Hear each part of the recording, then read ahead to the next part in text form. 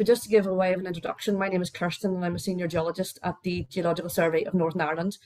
And I'm joined by my colleagues, and we've got Michelle O'Grady, also from the Geological Survey, and we've got Michael Dempster from the Northern Ireland Environment Agency. So before we begin, I just thought I'd say a little bit about the Geological Survey and what we do and why we're running this event this evening. So the Geological Survey of Northern Ireland is really about providing public good geoscience.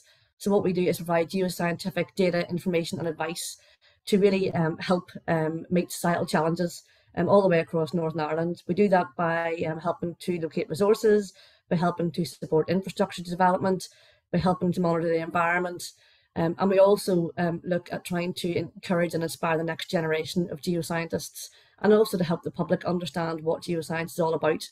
And that's really the reason why we're doing this talk tonight. So we're hoping to try and raise the awareness of geodiversity. And if you're not sure what that term means, it will become clear later on. And I suppose more importantly, to understand how it links in with absolutely everything that we do, but in particular, our cultural and our built heritage. I'm going to pass over to Michael Dempster now from NIEA, because Michael is from another organisation that helps to promote geodiversity in Northern Ireland. So I'll hand over to you now, Michael. Thanks, Kirsten. I will just share my screen. I have a couple of slides I'll talk around. Might be a bit easier. Everybody see it okay?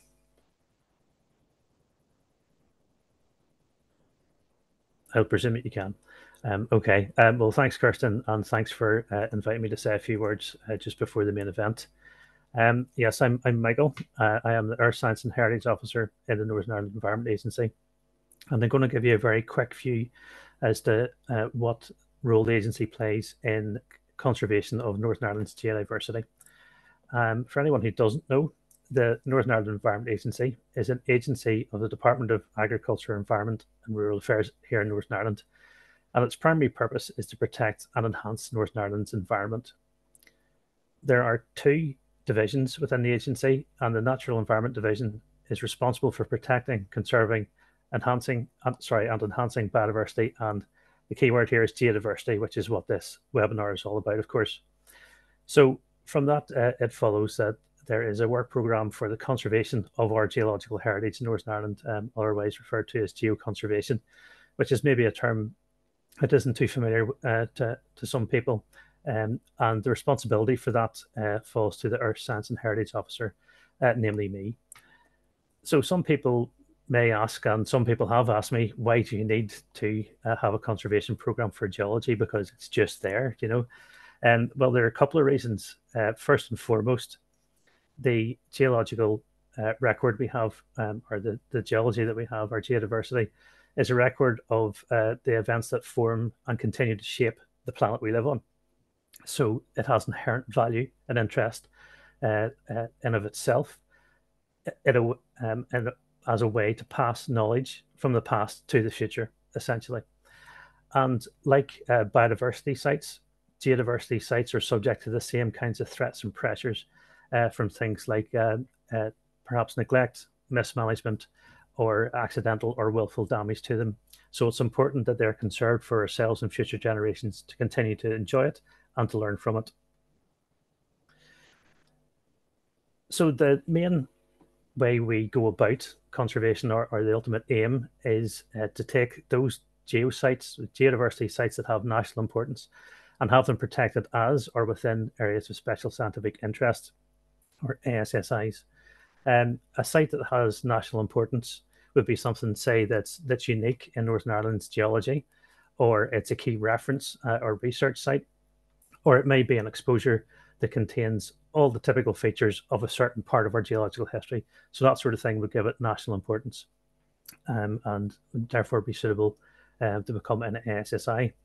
And ASSIs are the national designation for protection of nature, or nature conservation in Northern Ireland. And currently we have a total of 394. 148 of those have geology or earth science features in them, so roughly 38%. And the image here on the right is the bedrock geology map of the north of Ireland, including Northern Ireland, of course, which Kirsten's going to tell you all about soon enough. And the areas you can see outlined and hatched in red are those geological ASSIs. About 100 of those 148 are purely geological in nature, so the reason for their conservation is entirely down to their geological features and their geodiversity.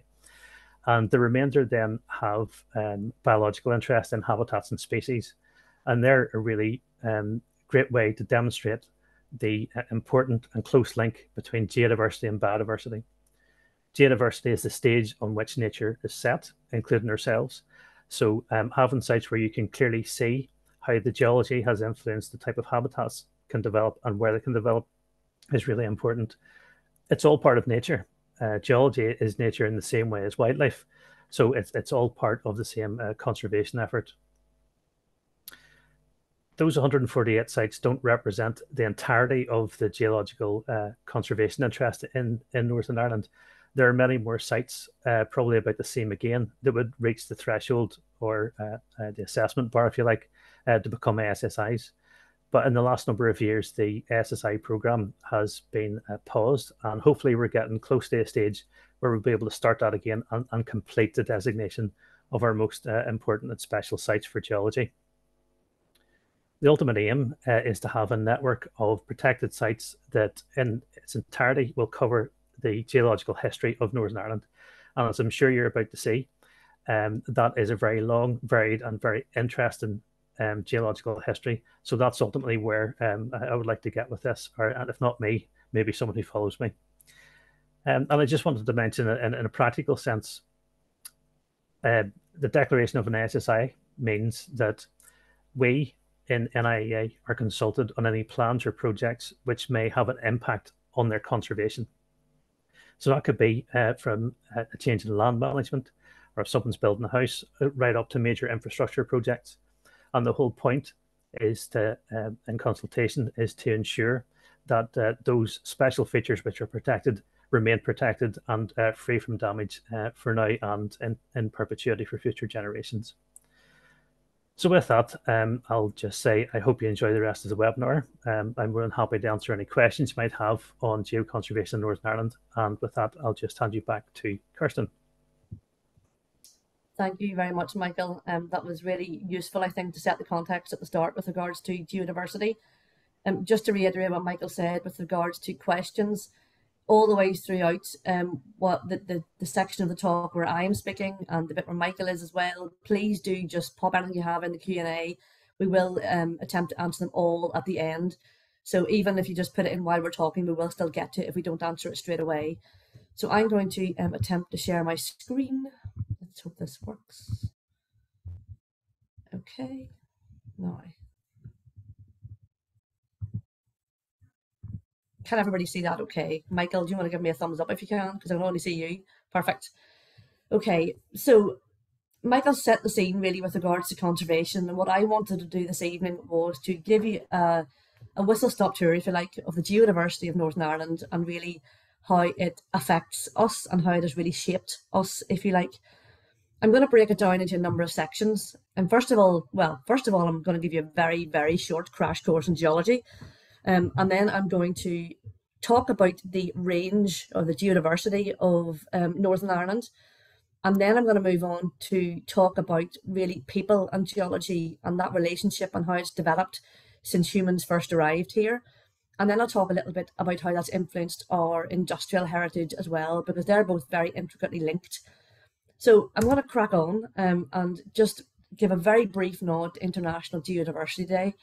We are delighted that we are taking part in International Geodiversity Day. It's only the second one that's ever taken place. The first one was last year. We are hoping to raise awareness of what not only geodiversity is, but also how it sustains everything that we do. So as Michael's already said, it is all around you, and it's the parts of nature that aren't alive. So we're talking about rocks, minerals, fossils, soils, landforms, and everything then that acts upon those. So hopefully by the end of the day, you'll appreciate that Northern Ireland is one of the most geodiverse places on Earth, especially considering the small size that we actually have. So it's a perfect place to find out more. So my next few slides are literally going to be a crash course in geology. What I want to do is talk about three of the main concepts in geology that really are the basis of the start of my talk. And I apologise for those of you in the talk that are geologists. I know there's quite a few of you that are, so you can feel free to switch off for the next few minutes. So the first main concept I want to talk about is geological time. As a student geologist, whenever I first studied geology, whenever I was at school, so probably at the age of about 16, I found this the hardest concept to get my head around. And I think primarily because as a teenager, Christmas is far away, never mind a million years. So I think this is something that I found very hard to understand. So really, the main thing that we do as geologists to make this easier to understand is to break down the vastness of geological time into manageable chunks. Then we break geological time down into time periods. Now, you'll all be familiar with some of these time periods, the most famous one, of course, being the Jurassic. But some of the other terms you'll probably be aware of, things like the Devonian, the Carboniferous. And what geologists do is we look at rocks that display certain characteristics that formed at a certain period of time, and then we assign them to a certain geological time period. So the oldest in this column are at the very, very bottom. They're the rocks that formed first, and then it gets progressively younger as we go up through geological time. So our very oldest rocks that we have, and this is just geological time in general, not just Northern Ireland, the very oldest rocks are the Precambrian, and then the very youngest ones at the very top are the Quaternary.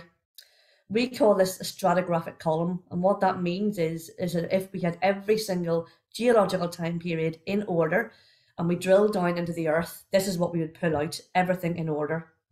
Now, of course, the natural world doesn't necessarily like everything in order, so we quite often find a lot of these time periods represented not in what we would see as being the right order, and they're all jumbled up for various reasons. And one of the main reasons they're jumbled up is because of this. This is plate tectonics. Now, if you're of a certain vintage, plate tectonics was not taught at school up until the 1970s. So, or in fact, a bit later than the 70s. So if you're at school before that, plate tectonics will be a concept that people will not perhaps have been taught. So it is quite new in the grand scheme of things. But what it really makes an assumption of is that the Earth's surface is very thin, and the Earth's surface is cracked, and all those cracked bits fit together like a big jigsaw. So on the screen on the right-hand side, the solid black lines, you will see these bits of the jigsaw that we call tectonic plates. Those tectonic plates all fit together, but they also move. And they move because they're resting on top of, if you like, a molten layer or a semi-molten layer just beneath. And as they move, certain things happen. They can either pull apart from each other, they can either push together, or they can slide past each other. And that activity means that we get earthquakes and volcanoes.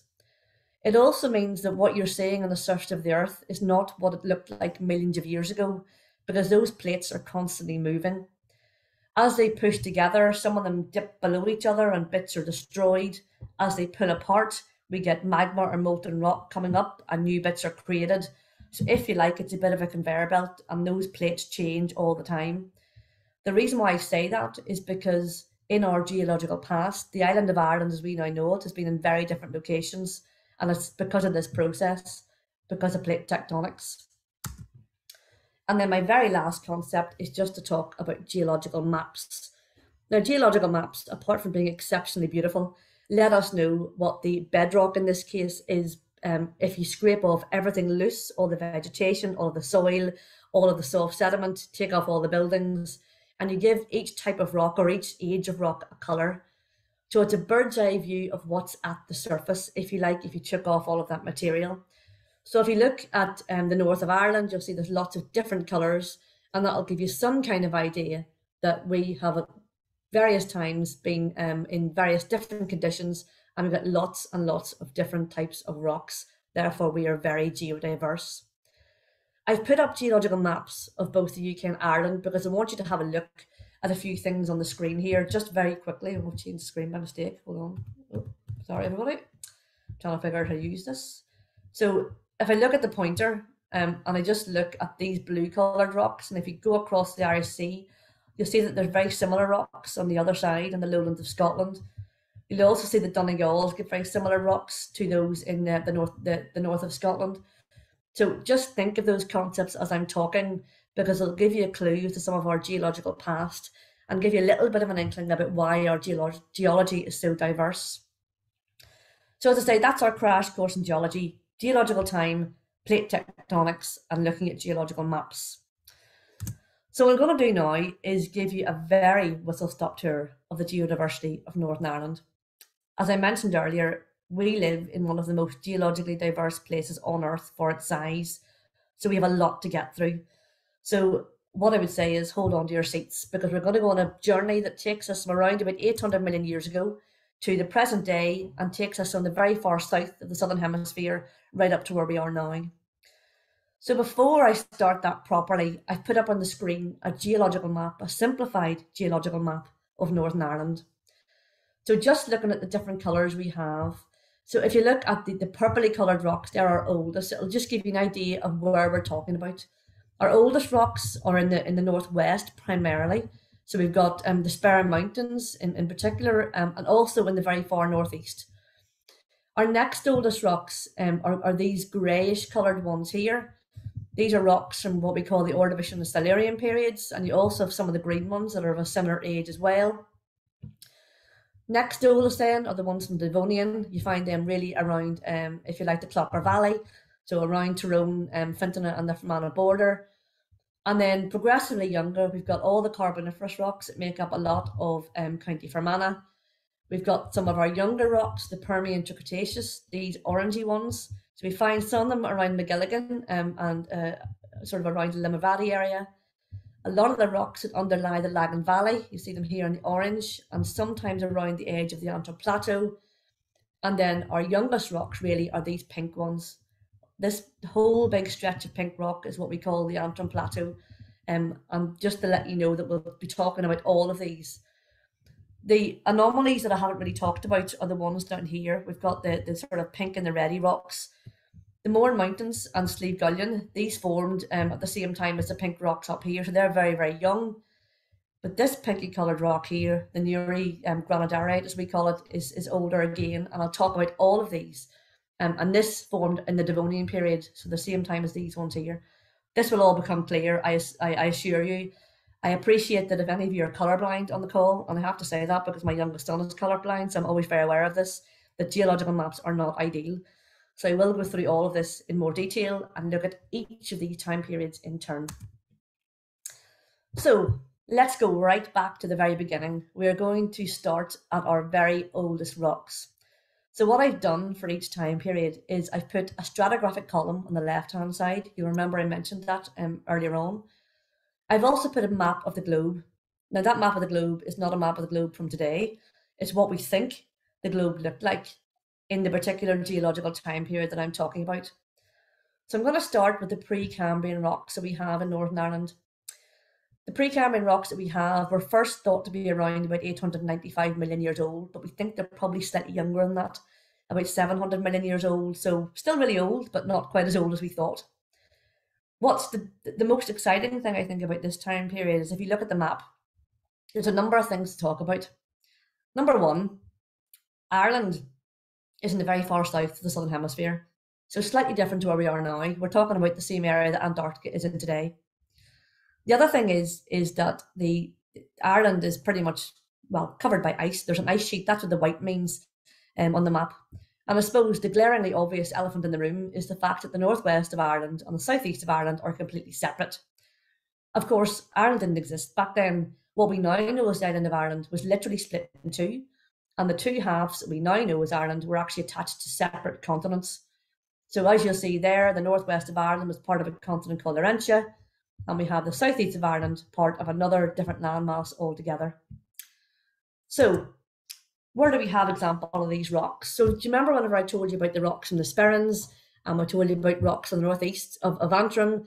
Well, this is an example of rocks called, Torhead limestone. This is Torhead in County Antrim. The rocks in Torhead and some of the ones in the Sperrins are actually part of, some of them are a sequence of rocks called the Dalradian supergroup. The Dalradian supergroup I find very interesting because the Dalradian gets its name from an ancient Irish tribe called the Dalriada, or some people will call the Dalriada.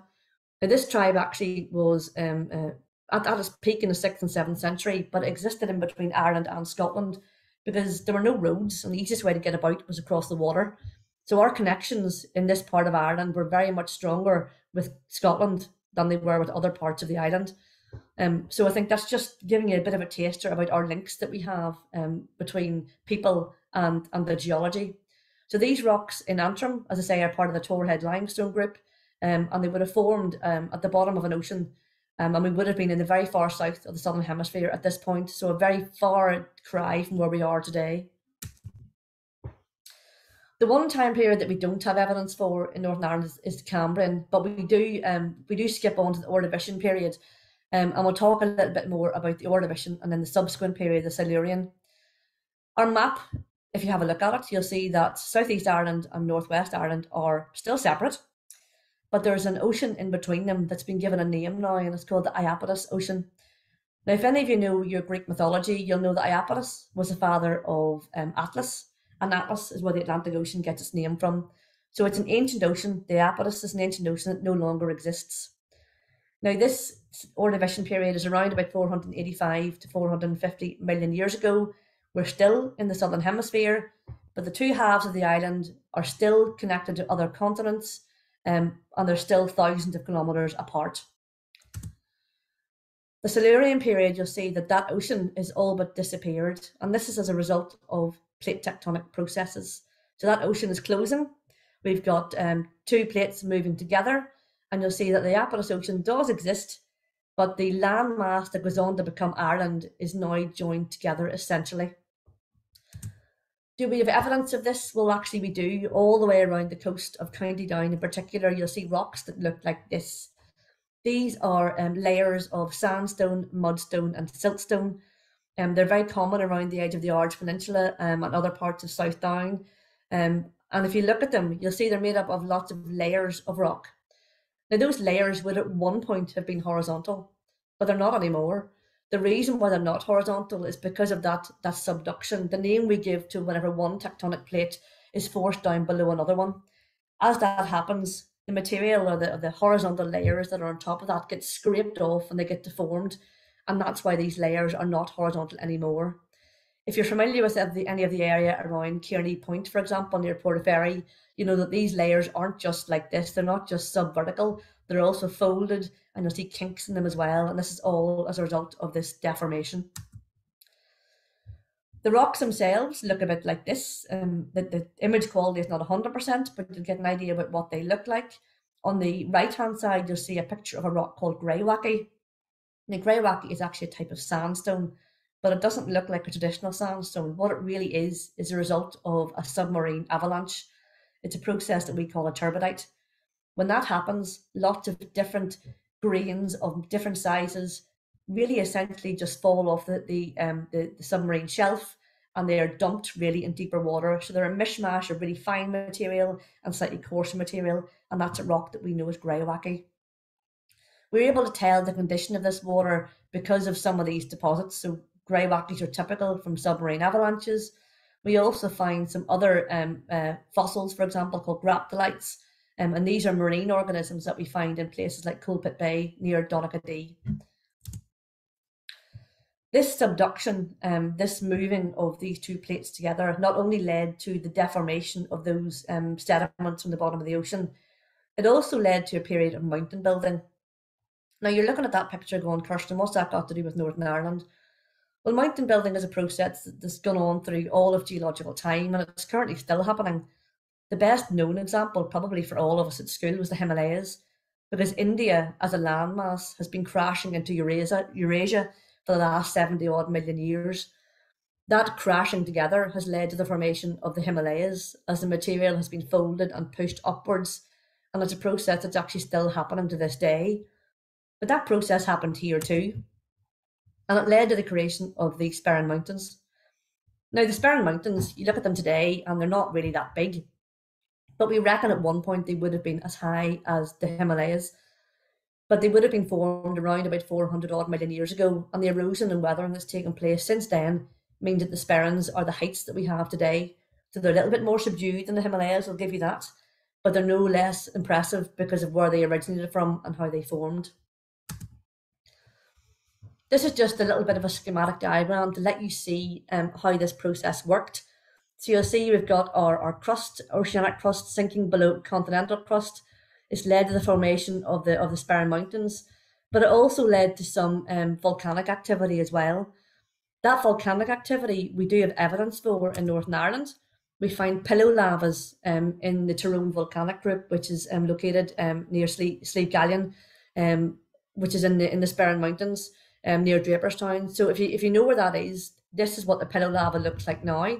This is what we call a pillow.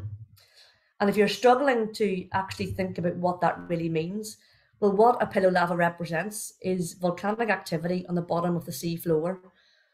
The reason why they form pillows is because that lava, whenever it's erupted and it comes into contact with the cold seawater, it forms a hard crust around the outside. Lava then still continues to fill that pillow and it essentially balloons. This is an example of recent pillow lavas that are forming in Hawaii. So this is a modern day analogy. So you can kind of see the similarities between those in Tyrone and those in Hawaii that's happening today. So this would have been around about 420 odd million years ago. So the Tyrone volcanic group is evidence of underwater volcanoes as a result of this subduction and the closing of the Iapetus Ocean and essentially the two halves of Ireland coming together. We also have evidence of this happening beneath the surface. So although we had volcanic activity on the sea floor, the crashing together of these two plates also led to the generation of heat below the surface. Now this is a picture of Slieve Croob in County Down. Now, Slieve Croob is probably best known as being the really the starting point of the river Lagan. But for us, it's also the tail end of what we know as the Newry granodiorite. The Newry granodiorite is a huge body of igneous rock, or a rock that was once molten, that stretches from Forkhill outside Newry all the way up to Slieve Croob. And this formed as a result of this heat being generated whenever the two halves of Ireland came together. So if you like, we had volcanic activity above ground, and we also had some activity below ground as well. It's only now exposed because of millions of years of weathering and erosion, and that's why Slieve Croob is the peak that it is. I'm going to rattle on through geological time. We're now in the Devonian period. Now, the Devonian period is always one I like to ask people, where do you think that name comes from? Because geology is not rocket science. The Devonian gets its name from Devon. And Devon is really where these types of rocks were first described from. Now, the Devonian rocks were formed at around about 20 degrees south of the equator. And if any of you know your latitudes now, you'll find places like the Sahara Desert are either 20 degrees north or 20 degrees south of the equator. So this is essentially deserts, desert latitudes. So it's warm and it's dry, and you quite often get periodic flash floods in the same way you would get in a desert environment today. The Devonian rocks aren't hugely common in Northern Ireland. They're actually quite hard to date for the most part, because what you need to date rocks are either volcanic rocks or you need to find some fossils. But our Devonian rocks don't often have those. One area that we think is Devonian is the area around Cushendun and the Cushendun caves in particular. Now this picture, as a lot of my pictures are, come from the Tourism NI website. And the reason why we have so many beautiful pictures is because Game of Thrones was filmed in Northern Ireland. It took advantage of our geology, which we are delighted about, because it meant that we've got a really good resource of geological photographs to take. Excuse me. The Cushendun caves are formed of a rock called conglomerate. I've put an inset picture on the top left-hand side there. Conglomerate is a rock that I often describe as being like Rocky Road. If you ever eat a Rocky Road bun, you'll know exactly what I mean. So essentially what it's made up of is clasts or pebbles, or rounded pebbles, that are held together by a matrix. And that matrix, if you like, is a type of cement that holds it together. And that cement is made up of sandstone. And those pebbles would have been carried by a river. We know that because the pebbles are rounded, so they must have travelled far enough to get rounded, and probably as a result of flooding in a river environment. Now, the caves at Cushendun were used in Game of Thrones, and as a young student, I could have gone to this site and nobody would have been there, and you could have had the whole day to yourself. But as a result of Game of Thrones, you can go there and there'll be 2 busloads of tourists who have come to see the site for themselves, which is fantastic that people come to see it. But it's really important that we help people to understand why the site is so important as well. I'm going to again move up through geological time, and you'll see the general pattern is that we are moving north. We're currently in the Carboniferous period. We're talking around about 320 million years ago in our case. We are just south of the equator. And if you think of locations now that are just south of the equator, you'll know that we are warm and we are humid at this point. If you look at the map, you'll see we are in this light blue area. So in the early part of the Carboniferous, we were covered by a shallow tropical sea at least. This is a little bit of an artist's interpretation of what we think the Carboniferous period looked like all those 320 million years ago. It would have been warm, would have been tropical, and it would have looked something similar to what the Great Barrier Reef looks like today, although it's not quite so near the equator. 2/3 of the bedrock of the island of Ireland is made up of Carboniferous rock, which is a really important rock, not just for me to talk about, but also with regards to resources, and also with regards to what our landscape looks like. If any of you know the Burren in County Clare, it's made up of this rock. Limestone is particularly susceptible to chemical weathering and leaves beautiful patterns on the landscape. Just some examples of where we find this. This is the Hanging Rock in County Fermanagh, made up of limestone, and of course the Marble Arch Caves, another prime example. The upper part of the Carboniferous is slightly different. You'll notice that we're no longer covered by a shallow tropical sea. There's a reason for this. We now have an ice sheet in the southern hemisphere, and because there's an ice sheet, it means the sea level has dropped, and we're now actually purely terrestrial, so we've got no sea. This has led to more river-like deposits, and we have coal swamps developing. Again, some of the classic rocks from this time period are in Quilca Mountain. We've got sandstones and mudstones. We've also got coal, and we've got coal fields in Ballycastle. The Carboniferous time period gets its name from the fact that there is so much coal found in this time period, and this literally fueled the Industrial Revolution.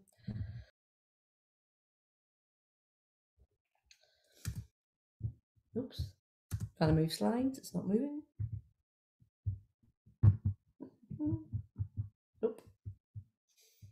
Next slide, here we go. Now you'll notice my maps have slightly changed, but hopefully you can still get an idea about where we are. So there's Ireland and the UK as we now know them, and we've now moved up to the Permian period. Now you'll see that we are part of essentially one huge landmass. That huge landmass is called Pangaea, and it's one of the terms people do know. And basically what Pangaea was a time in Earth's history, or one of the times in Earth's history, where there's only one continent. That had a huge impact on the climate, and at this time period in particular, during the Permian, it again was dry, it was hot, because we are 20 degrees north of the equator. If you remember the Devonian period, we're 20 degrees south, we're now the equivalent in the north. So it's deserts, and we have things like inland seas, and we have very warm climates.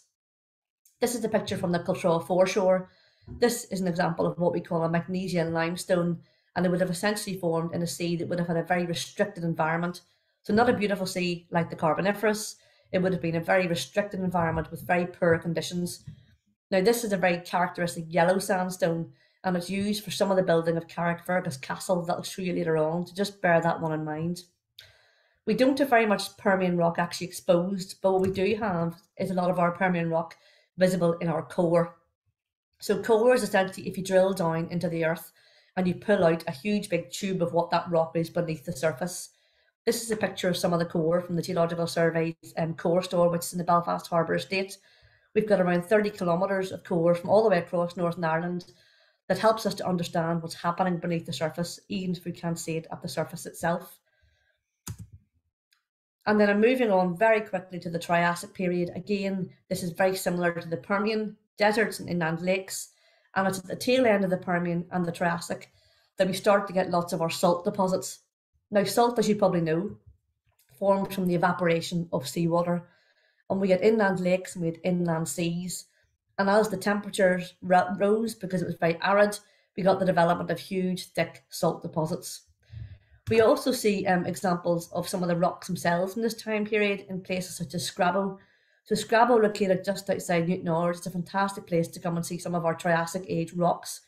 They formed, again, in desert-like conditions. They would have probably had influence from rivers as well. So the red sandstones that you see in Scrabo are characteristic of this time period.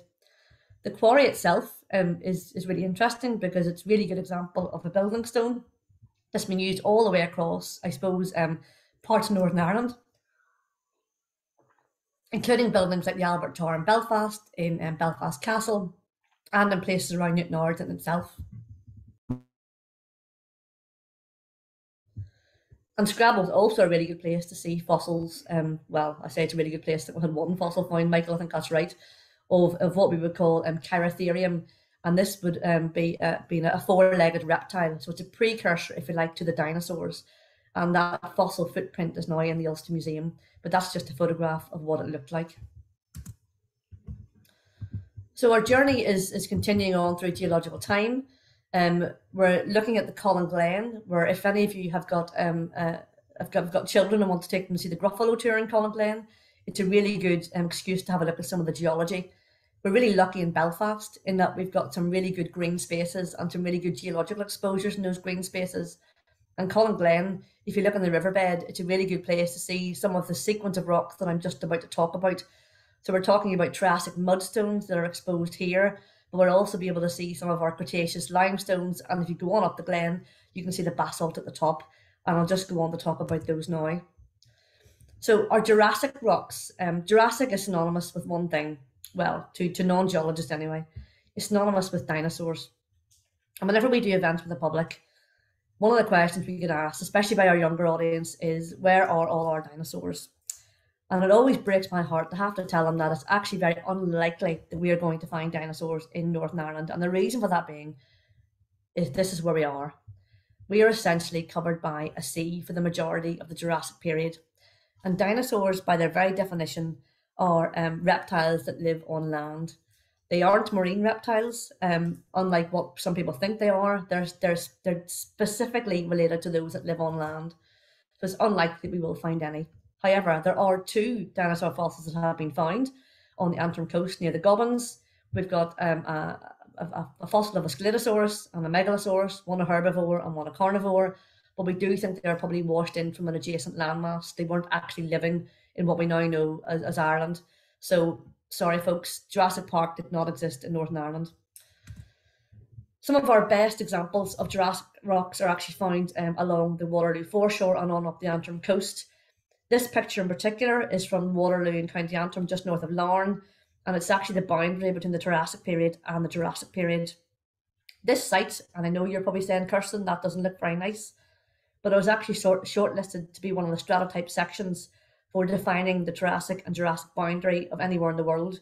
So it's actually a really important site geologically, and it is an ISSI, one of those ones that Michael was talking about. Just up from where this picture was taken is a really good place to find Jurassic fossils.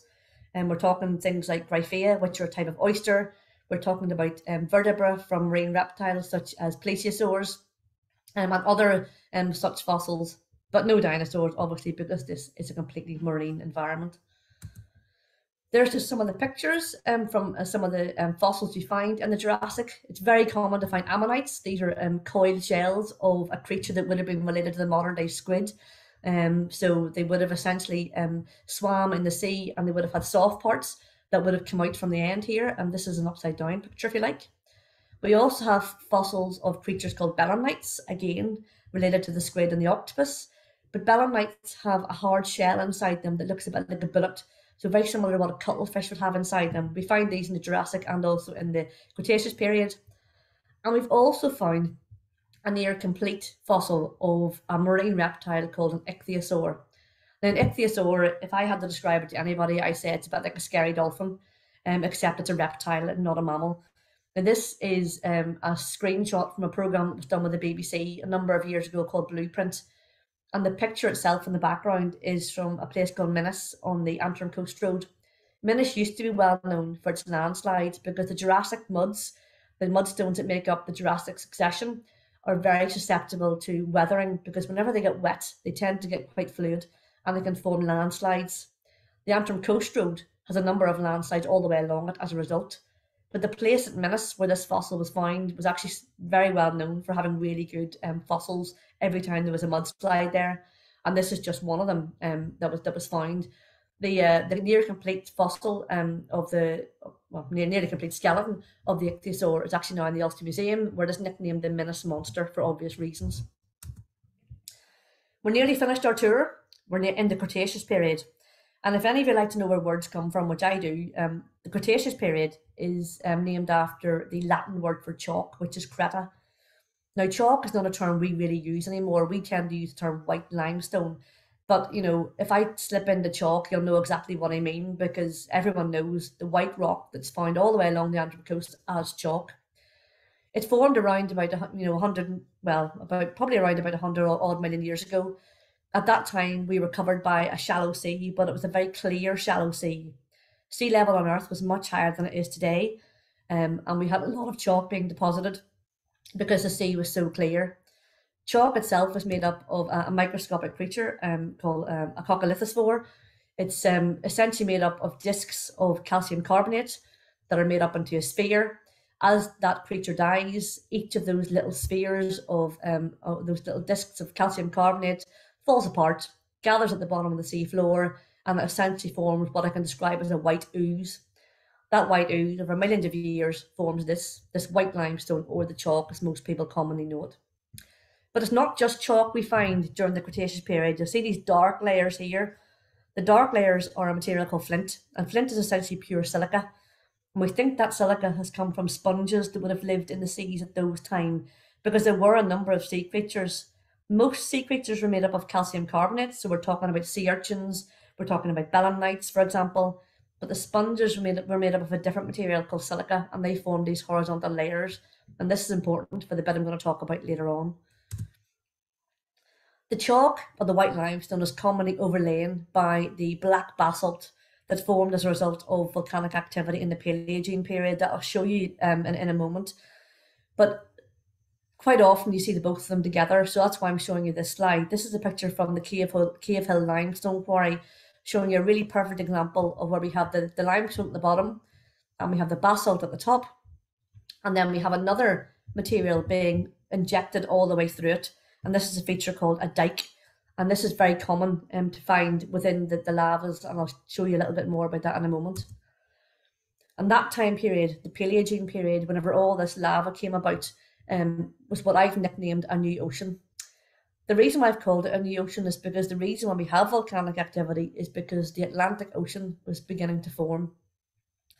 The Atlantic Ocean really began to form around about 145 million years ago in the South Atlantic, but in the north, it only really started to form about 85 million years ago, so it's still quite a young ocean in the grand scheme of things.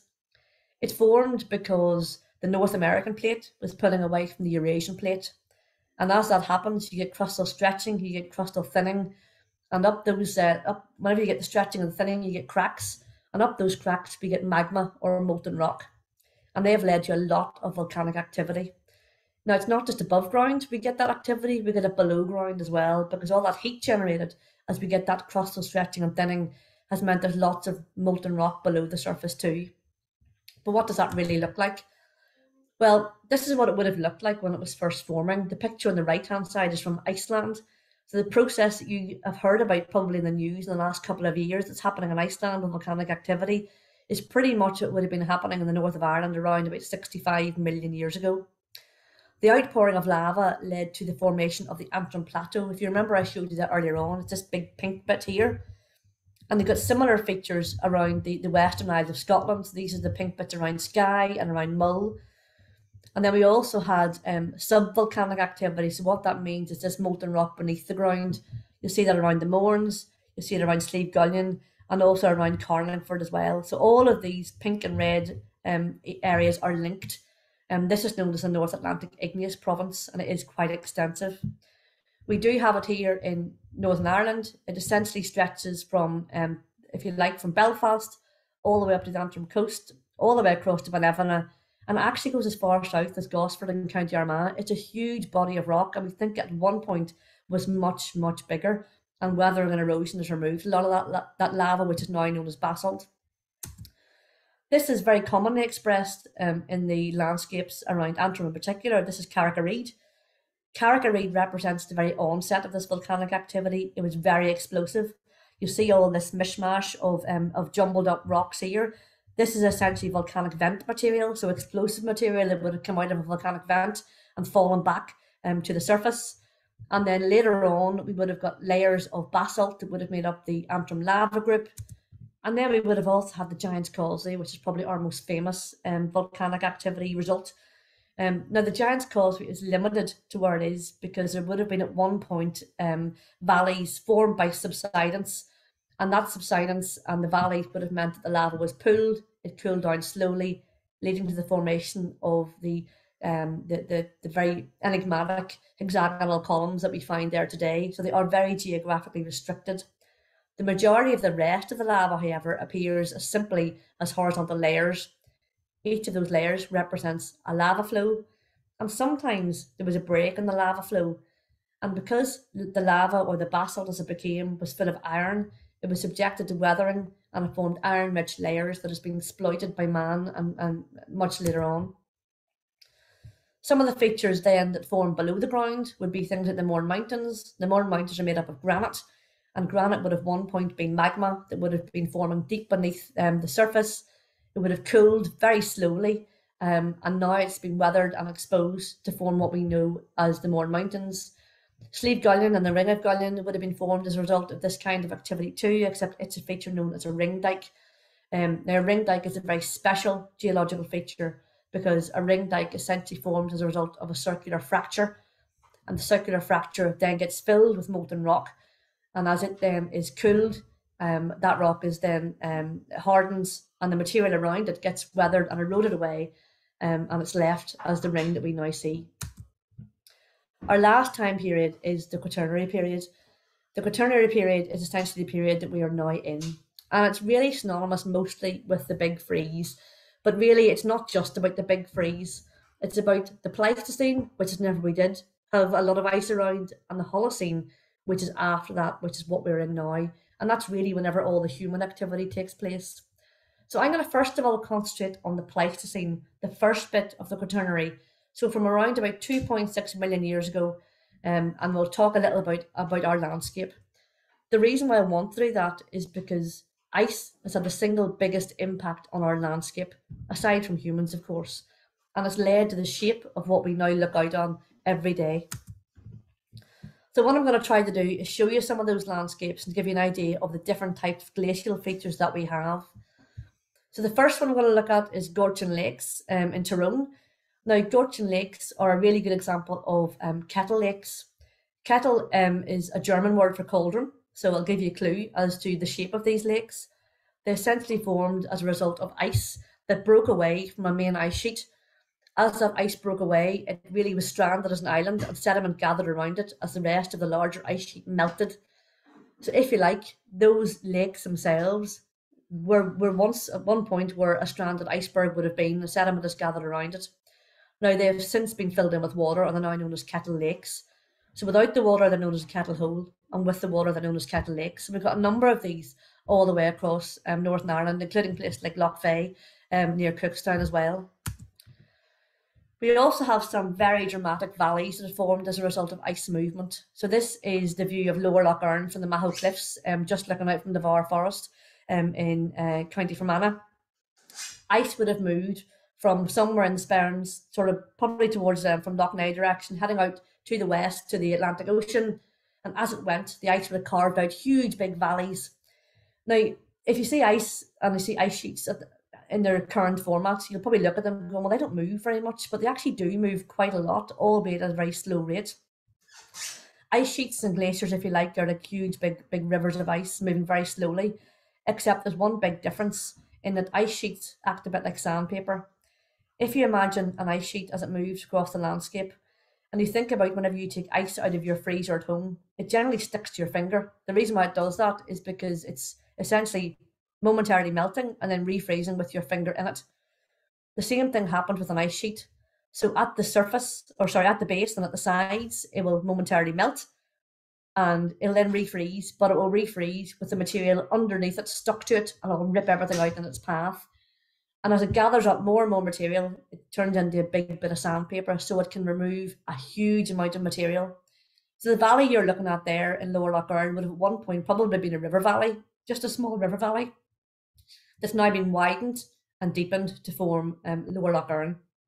That's since been infilled with water, and quite a number of our lakes in Northern Ireland are as a result of this kind of activity.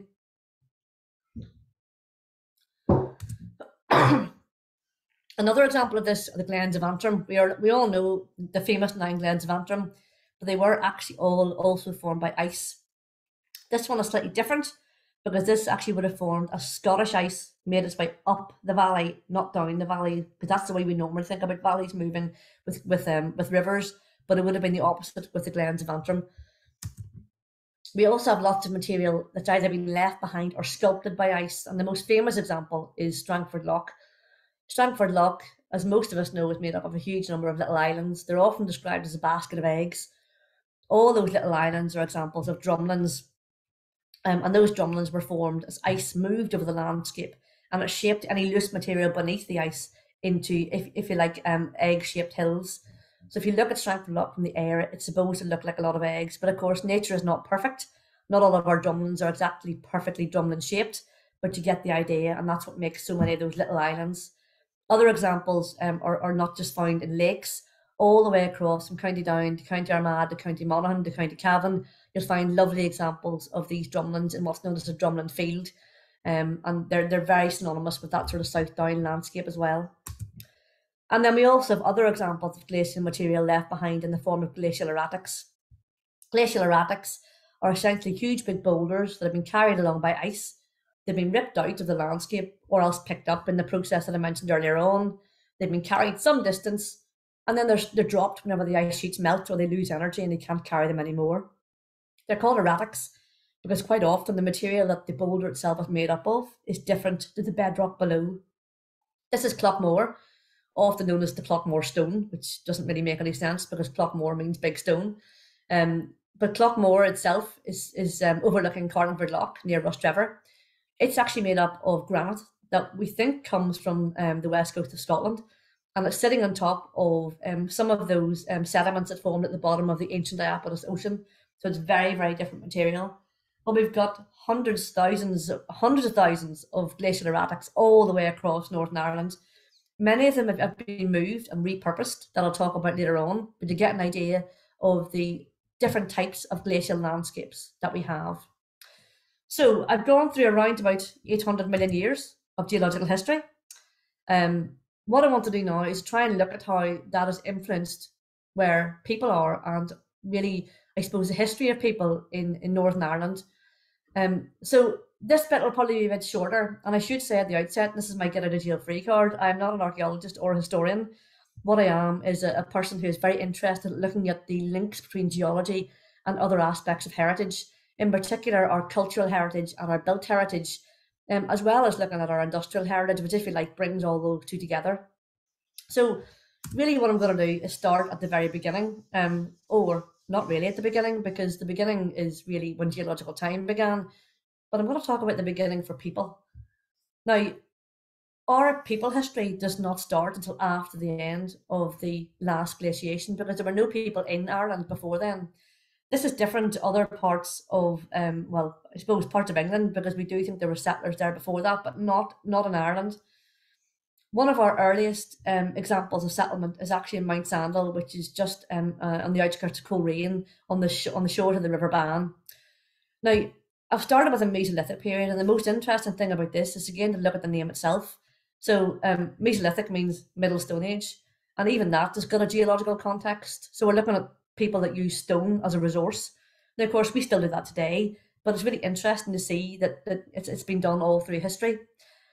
The Middle Stone Age and the Mesolithic is actually quite a hard time period to get evidence for, because essentially settlers were nomadic. They were hunters and gatherers. They didn't really leave permanent settlements. So we're really lucky to have one at Mount Sandal.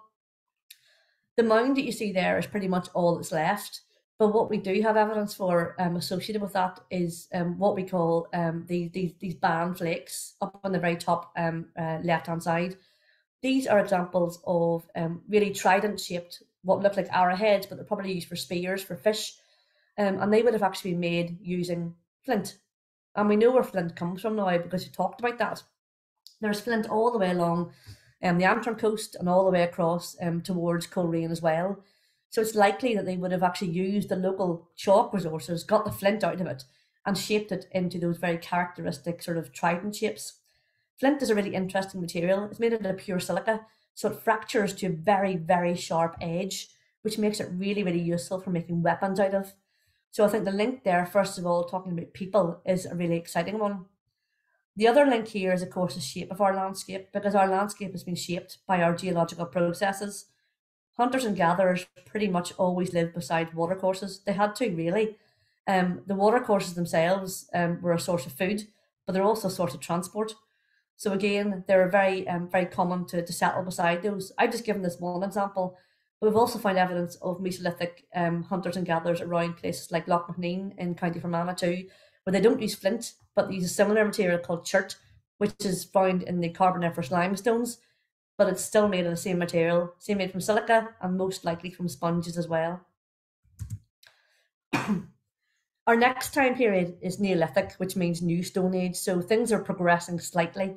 The Neolithic settlers were pretty much our first farmers, but it wouldn't have been obviously on the same scale as we know farming today. It would have meant that there would have been some ground clearance. People would have started to maybe keep livestock, and they would have had more permanent settlements. Again, we don't have a huge amount of evidence of the settlement themselves, but we do have quite a lot of megaliths. So what I mean by that is we have these stone monuments. This is an example of Ballymacdermot Court Tomb in County Armagh. You can see that we've got hills of the Rinagullion there in the background. But what's really interesting about sites like this is what they choose to make their monuments out of. Quite often these are made from glacial erratics. The reason why the glacial erratics were used were primarily because they were the resource to hand. It meant you didn't have to transport material very far. So quite often they're made from the local glacial erratics that were there. But if it was a really important site, they might have actually used something that was a bit more special and actually transported it in ways that perhaps we don't really understand, but they were able to do it. But this time period was synonymous with these types of megaliths, whether it be court tombs, whether it be portal tombs, or whether it be passage tombs. There's huge amounts of these all the way across Ireland. And again, it's looking at how you use those natural resources. This is just another example. This is from the Giant's Ring, just outside Belfast. And if any of you have been there, you'll be able to see that is another example. We think this one's actually made up of some of those probably some of the basalt type rocks that we have near to Belfast, just by looking at the fact that this doesn't have a huge amount of layers. And again, these materials would have been reasonably hard to work, so they would have used what material was to hand, and they would have built their structures using those. I couldn't talk about the Neolithic period without talking about this. This rather bizarre looking picture is from the Malone Hoard, as it's known. This is on display in the Ulster Museum. This is actually a hoard or a collection of Neolithic axe heads that were uncovered near Danesfort, which is currently where the US consulate is. This looks like it's made out of a man-made material, but it's actually a rock called porcelainite. Porcelainite is extremely rare in Northern Ireland. It's actually only found, I think, in 2 locations. One at a place called Teaguebulla, just on the Antrim Plateau, and one on Rathlin Island. Despite its rarity, however, these axe heads that we know have been made from County Antrim have been discovered all the way across Europe. There's around about 40,000 of them have been found all the way across Europe, so it's been defined as an axe factory. Porcelainite as a rock is made up of, if you like, laterite. Now, laterite is the name we give to the weathered material that was formed on top of the basalts or the lavas. It is very, very rich in iron, but what's happened to this rock, the laterite itself, has then essentially been thermally heated by more lava and has turned it into a different rock altogether, known as porcelainite. It's exceptionally hard, and it differs from the flint in that it doesn't fracture quite as easily. So it's not quite as delicate as flint, so it makes a much stronger axe head. So that's why they were so prized, and these locations were exceptionally important. Now, both Teaguebulla and the site in Rathlin are now areas of special scientific interest because of their geological significance, and obviously because they're very close linked with the cultural heritage as well. So if you're ever in the Ulster Museum and you have a look at this, I think these look like they're made out of something like ceramic, and not made out of a natural rock material at all. So go and have a look at them if you're ever in the Ulster Museum. I'm going to move on then to our next human time period. This is the Bronze Age. And the Bronze Age, as you probably guessed, gets its name because there was a lot more bronze material. So this really marked a significant development in human development, if you like, because people were able to work metal. The metal was made by, or bronze was made by alloying tin and copper. There was copper in Ireland. We had copper down in the southeast and the southwest, actually. And it is like the tin was probably brought in from places like Cornwall. and it was alloyed to make bronze artifacts, if you like. We don't find a huge amount of those, or they're certainly a lot harder to come by, but we do find things like stone circles. Now, I should say some of our time periods are quite fluid, and it's quite hard to decipher whether it's actually late Neolithic or early Bronze Age. So if any of you archaeologists in the room, you will forgive me if these are slightly on the edge. But we do have things like stone circles that would have been developed probably in the early Bronze Age. And we also do have things like wedge tombs as well, that probably are from the early Bronze Age too. Again, using local material.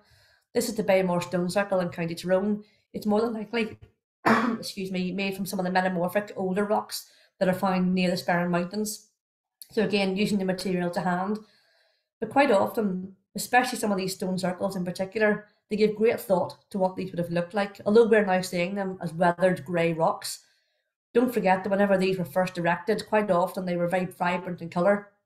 An example of this is from the Ballyknoe Stone Circle near Downpatrick, where there's very different rock types that would have been ranging from light grey to very, very dark grey. So whenever they were first constructed, the stark colour contrast would have undoubtedly been for its aesthetics, not just because those materials were easy to hand. So again, think about these whenever they're first built and not really what they look like now.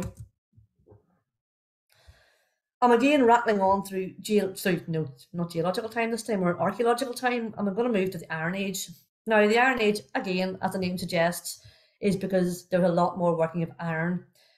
Iron was a bit more difficult to work than the bronze because it required higher temperatures. But iron was also something that we had no shortage of in the north of Ireland. I mentioned that we had a lot of basalt. We've got a lot of rock that formed from lava. And as that lava weathered, it actually formed quite large layers of iron-rich material called laterite. We therefore have an extensive history of iron mining in Northern Ireland. It does date back sometimes to as early as the Iron Age because we do have evidence of some Iron Age artefacts, although they aren't as easy to come by because iron, by its very nature, weathers and therefore it turns to rust and we don't find evidence anymore.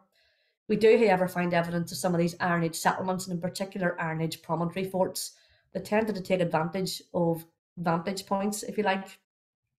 One of the best known one is McCart's Fort, which is on top of Cave Hill, or Ben Madigan as it was originally known. If any of you have done the walk up to Cave Hill, you'll be able to see McCart's Fort or a reconstruction of what it would have looked like. The picture on the top left-hand side is from the Belfast Hills Partnership website that shows you what McCart's Fort probably would have looked like. It's unlikely to have been a settlement. It could have been used for ceremonial purposes because of where it was, but it was not uncommon for these huge, big promontory, natural promontories to be used for such an occasion.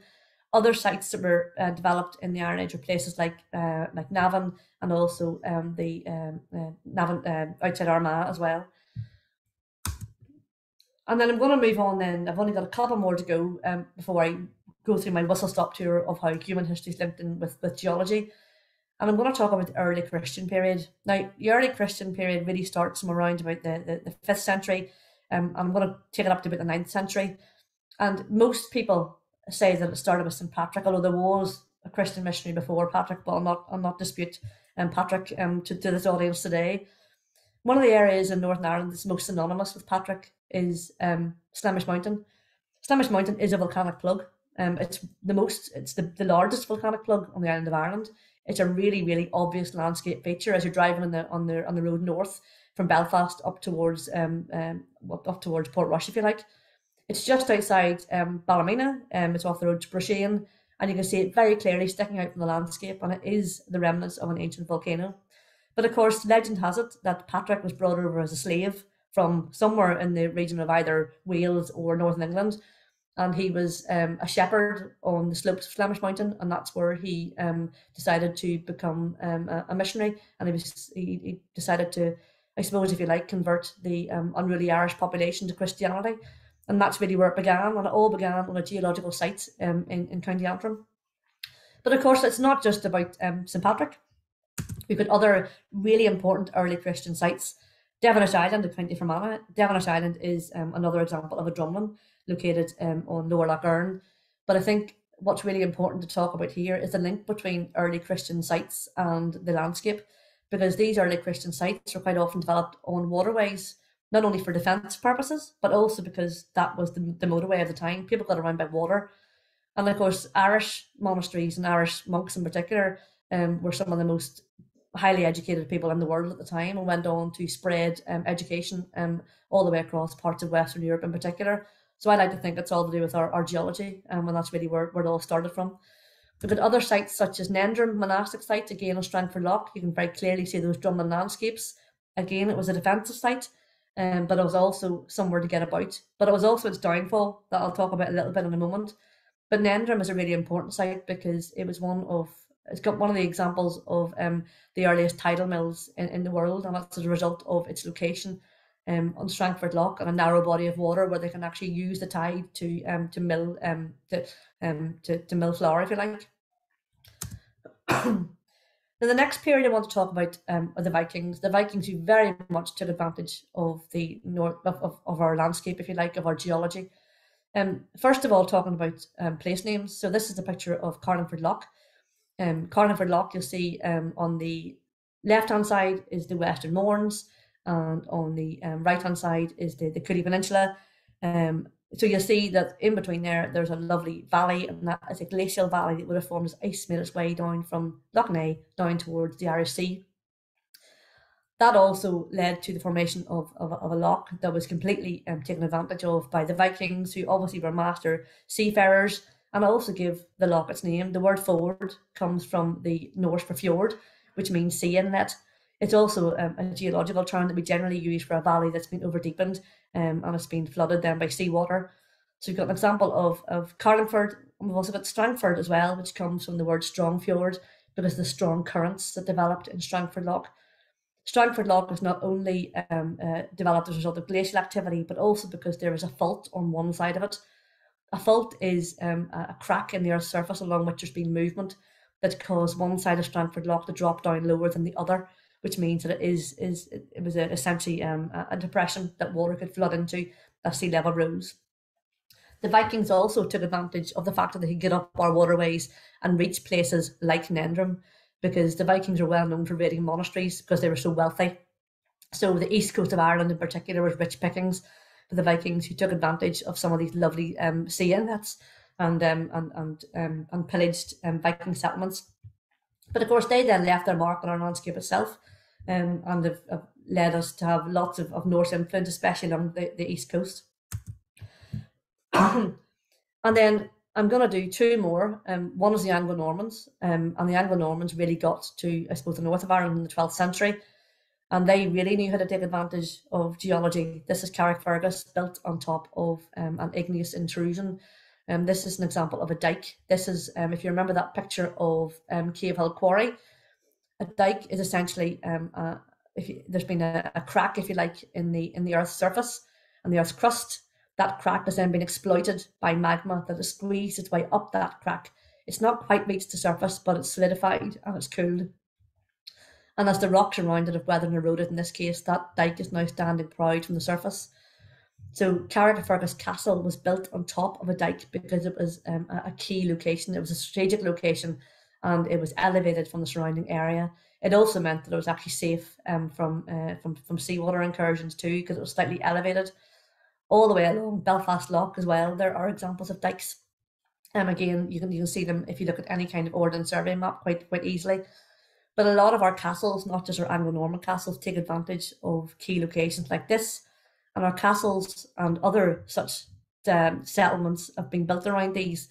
So Carrickfergus at one point was called Knockfergus, and Knockfergus was actually, if you like, the capital of the north of Ireland for a while before Belfast took over, and it's all as a result of having an Anglo-Norman castle there.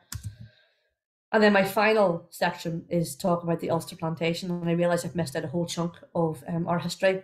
But the reason why I wanted to talk about the Ulster Plantation was because of the importance of having strategically important defensive sites, in particular the ones at Fermanagh. There's a huge amount of them all the way along Lower Lough Erne, not just Monet Castle, but Tully Castle and Batora Castle. And we also have examples along the Antrim coast, places like Ballygally Castle. All were plantation castles built in the 17th century. And they're built, yes, to be imposing, but they're also built to be easily accessible by water too. So again, taking advantage of our natural landscape.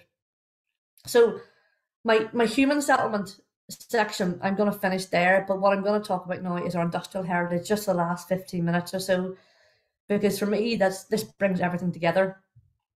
Although what I've talked about so far is using our resources and using our landscapes, it really comes into its own really with the onset of industrialisation. And that really talks about how our industry and our geology are intricately linked. Because we've got such a diverse geology, we've also got a diverse industrial heritage too. And I'm only going to scrape the surface on this, and it's something that we love to talk about. But if you've got any questions, we will do our best to answer. And again, we're only talking about a little bit of it. So I'm going to start first of all with our iron mining. In Northern Ireland, most people don't know, we've actually got around about 2,400 abandoned mine workings. That's a lot. We have a huge and long history of mining. It does date back to what I talked about, sort of we're talking about the early Bronze Age or Iron Age times, but it is primarily as a result of our geology. The most extensive amount of mines we have by far are iron mines, mostly focused along the east and the northeast coasts. And as a result of these layers of iron that I talked about that have developed in the basalts of these former lavas. If you have a look, this is a picture of inside a mine near Lyle Hill, near Templepatrick. This mine itself has got over 7 kilometres of passage. You can see evidence of where the trackways would have been inside. It would have pulled buggies out to the surface. You can see evidence of where there would have been joists and pillars across the roof, because these mines would have been extensive. There are lots and lots of different examples all the way across Antrim in particular, but not all of them are accessible. The Geological Survey, on behalf of the Department for the Economy, actually monitors all of our abandoned mines, and we have a responsibility to make sure they're all safe. So that means the majority of them are essentially, if you like, they're locked off. So this is just the entrance to the Lyle Hill mine. And if any of you are interested in seeing more what it looks like and what conditions would have been like, we have a video on YouTube doing a virtual mine tour that we did during COVID, just to give you an idea of what these mines are like. There's lots of evidence still in the landscape about mining. This is actually near Parkmore in County Antrim. This is actually not that far from Glenariff. You see all these piles here in the landscape. These are actually old spoil heaps from the mines. You'll see a lot of them here. And there's a huge amount of spoil heaps in the landscape. And once you get your eye in, you can really get to see where these are. If any of you are interested in where exactly this is, if you go up towards Ballygally and you go inland from Ballygally and Carnlough, the majority of the landscape there is an iron mining landscape. And you've got towns, particularly places like Martinstown, that were developed primarily as mining towns. And the name Martin actually comes from mine owners, and used to be known as Fisherstown as well. So again, there's places like that that are fully developed around mines, even though they closed really at the early part of the 20th century. There are also some sculptures up there. This is an abandoned mine sculpture near Glenravel, just to give you an indication that mining activity did take place. And it's a really, really poignant place if you want to go and have a look and see how this would have formed. We also have an extensive amount of limestone quarrying. I kind of alluded to this with my picture of Cave Hill Quarry. Limestone was a really, really important resource, and it has been for hundreds of years. The limestone itself was used for a number of reasons. It was used domestically. It was used to put as fertilizer on fields. It was used for whitewash. It was used as fungicide. It was used as pesticide. It was quite often mixed with pig's blood to make paint for walls as well. So there's a huge number of domestic reasons. But with industrialisation, it became even more important, because limestone was actually a really useful product in the iron industry that was developing in the River Clyde area in Glasgow. So a lot of our limestone quarries that developed sort of in the 19th century were shipped off to Scotland, together with the iron that was taken out of the Antrim Hills, and it was all taken over to Scotland in particular. This is an example of one of the quarries near Carnlough. And Carnlough is a really good example of an industrial town. The town itself was developed primarily around resources. There is iron very close by, there's lots of limestone, and the harbour itself was specifically built to transport material across to Scotland. This is another example of a quarry. This is Belshaw's Quarry near Lisburn. This is actually a national nature reserve that's looked after by Michael and the Northern Ireland Environment Agency. But what's really interesting about Belshaw's Quarry is that it tells the story through a lovely sculpture trail that's been developed there.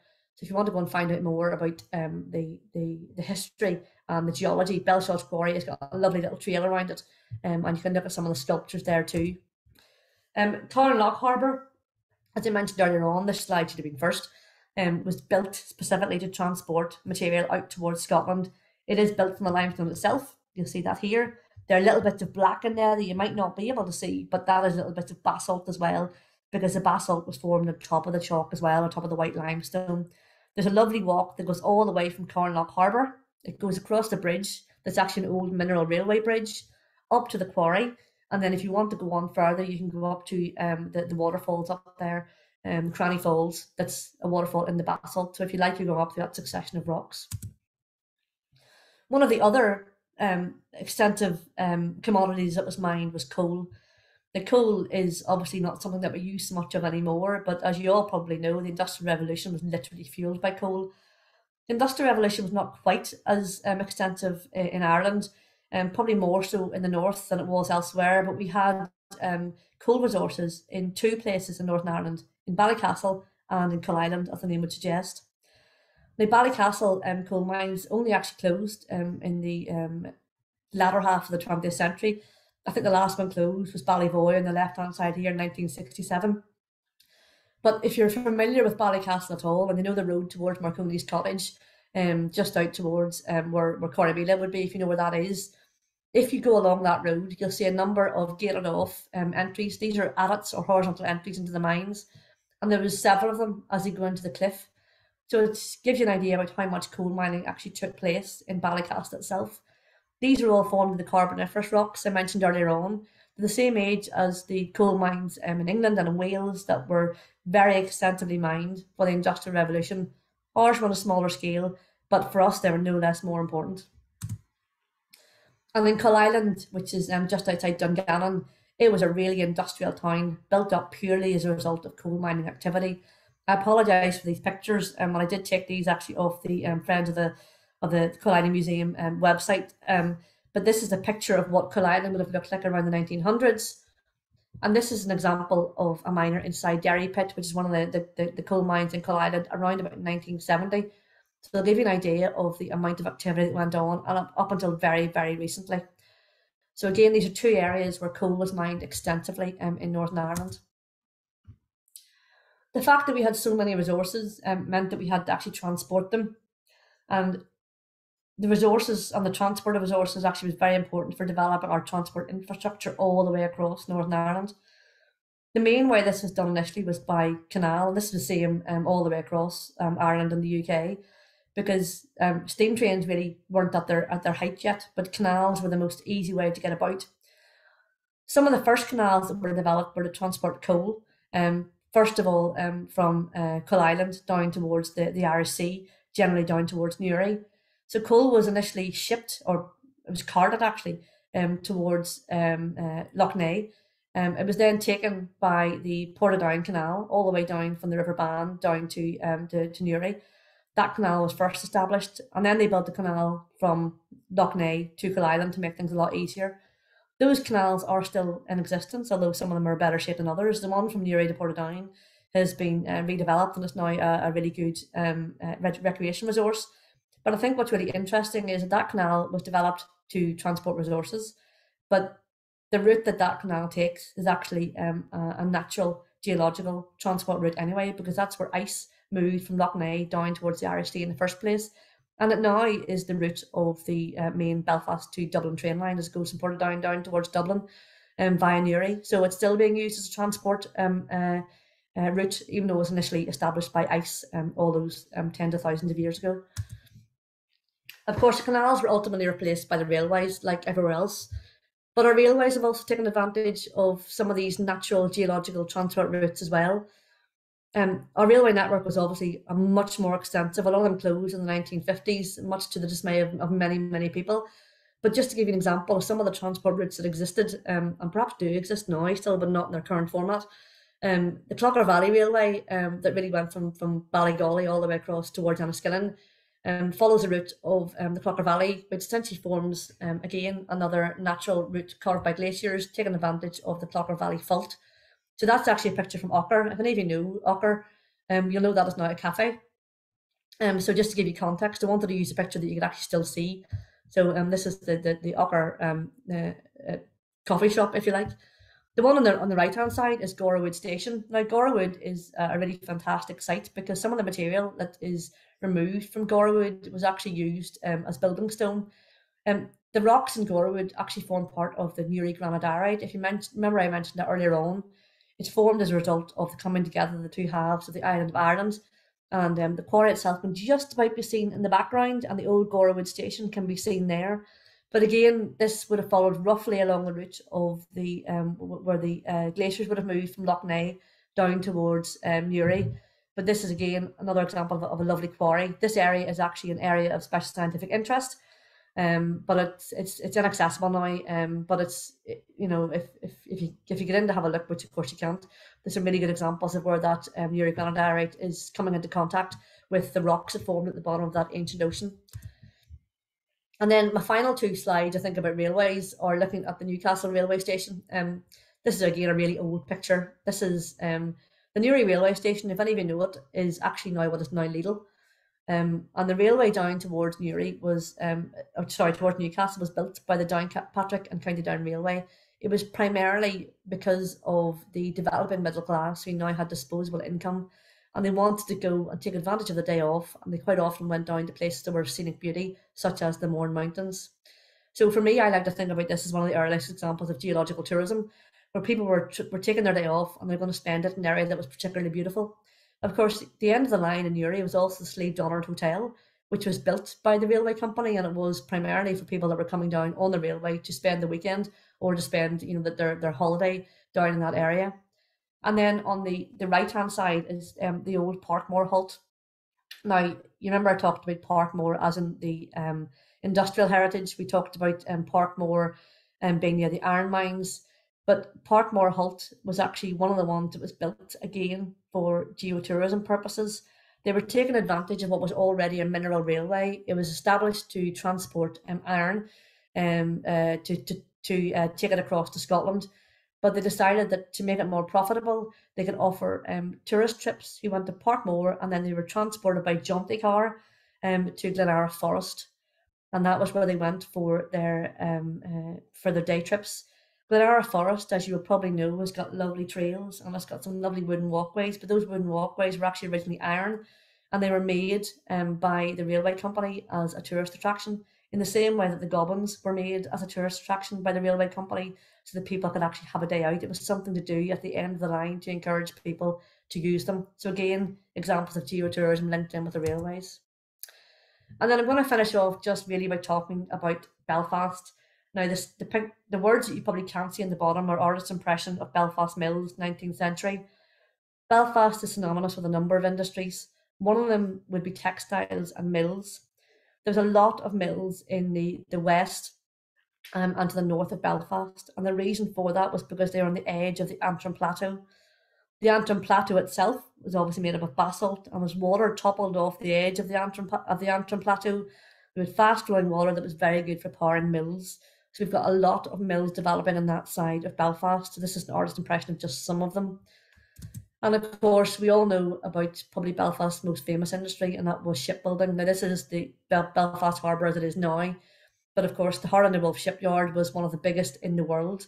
And it's all because of Belfast's, Belfast Lough, which was a natural harbour, and again formed as a result of our geology. Belfast Lough is surrounded on all sides, or well, all but one side, by hills. Some are higher than others. To the west and to the north, we've got the Belfast Hills, and we've got our basalts of the Antrim Plateau. And to the east and to the south, we've got some of the rocks that have formed as a result of our ancient ocean. So these Ordovician, Silurian metasediments, the Castlereagh Hills, and of course you've got the Great Antlet Hills too. So it meant it was also a protected location, which meant it was good for settlement, and ultimately led to the development of industry such as the shipyards themselves. So then finally talking about present day industries that are still here, and talking about what could potentially be in the future. This will be really quick because a lot of it I've already talked about.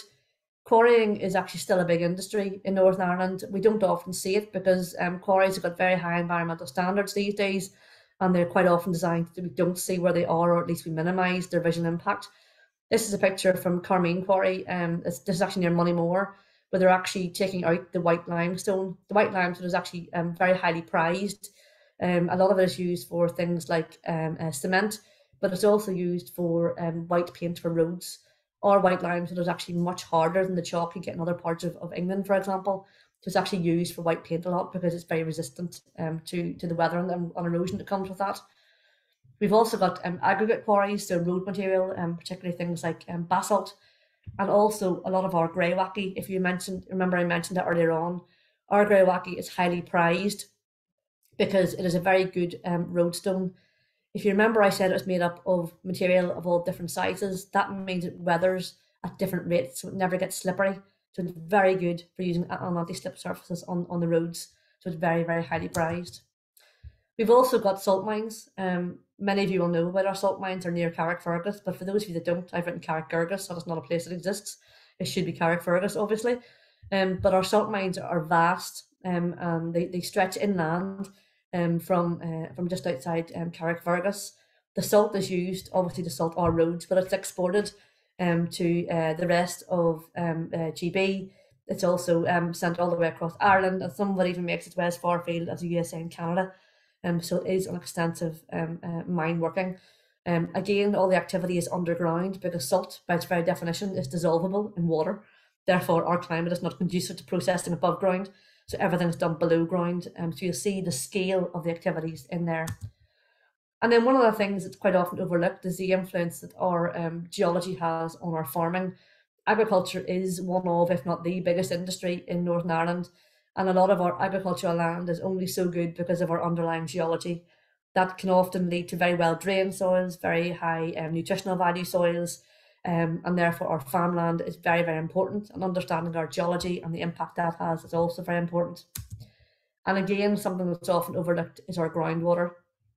Groundwater is, as the name suggests, water that's kept in the ground. But we have an extensive amount of groundwater in Northern Ireland, particularly in the Lagan Valley area. Anywhere we have that sandstone that would have formed, particularly in the Triassic period. So if you remember that map I showed you at the start with the orange rocks, that's the rocks I'm talking about here. Just outside Lisburn is the Coca-Cola HBC plant. It is a huge plant that is the head of Ireland's Northern Ireland operations. It was chosen specifically because it is above the Sherwood Sandstone aquifer. So all of its water comes from groundwater and it's abstracted at that site. It also means that not only is it a lot more economically effective, it also means that it's got much lower emissions because there's no transport for the water cost as well. And then my final slide, and this is really about future opportunities, because not only are there future opportunities for all of the other materials that I've talked about earlier on, we've also got lots of opportunities for energy that are related to our geology as well. And one of those is geothermal energy. And we are currently involved in a geothermal energy project, and it's being led by our parent department, the Department of the Economy, to look at demonstrator projects for showing if it's feasible to use geothermal as a source for heating and cooling in Northern Ireland. This picture is actually from Riddle Hall. This is the new management school at Queen's, who are currently using geothermal energy to heat their building. So it is definitely a potential for helping to reduce carbon emissions and to use it as an alternative source of heat in Northern Ireland.